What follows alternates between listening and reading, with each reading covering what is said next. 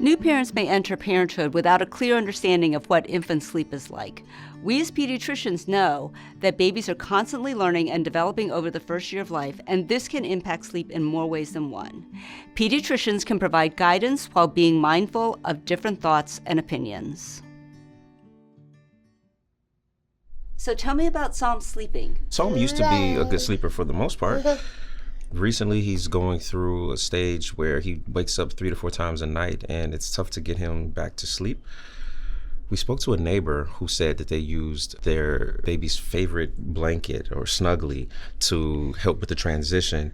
So we're going to try to give him his favorite blanket and see if that helps. Okay, so first of all, changes in sleep patterns are normal at this age. Lots of babies have phases like this. Every time they go through a new developmental phase, they will have a new sleep phase, and some are better than others. I would actually not recommend that you use a blankie with him because a blankie can actually cover his nose or his mouth and block his airway, and then he won't be able to get enough air, and that could be a problem for him. So tell me about his development, and what's he doing right now?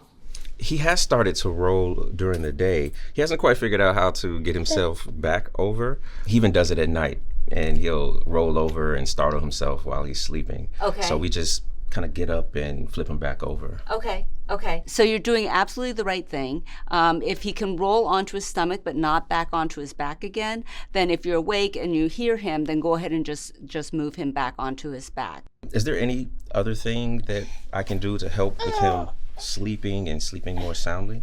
So in the evening, when he goes to sleep, you can rock him, you can feed him, but put him in his crib when he's a little bit awake. So his last memory is of himself falling asleep by himself, because otherwise if you rock him to sleep or you feed him to sleep, then every time he wakes up in the middle of the night, he's going to want that again. Other things, just make sure that, before he goes to sleep, that his diaper's dry, that he's been fed, that he's not too hot or cold. These things can help as well.